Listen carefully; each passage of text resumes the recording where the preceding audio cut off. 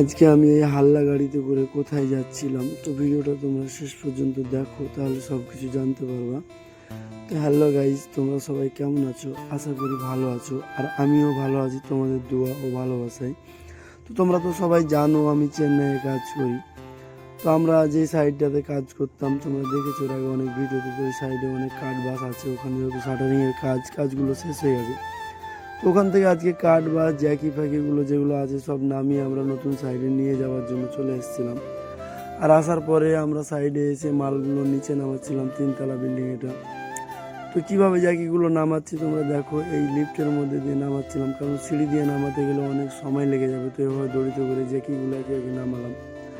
আর নামার পরে কিছু এখানে লোহার স্প্যানার ছিল, এগুলো অনেক ওজন ভাই। তোমরা যারা চেন্নাই সেন্টারিংয়ের কাজ করো তারা অবশ্যই জানো। তো এগুলো এক এক করে আমি এখানে এই লিফটের মধ্যে দিয়ে রশি দিয়ে নামালাম।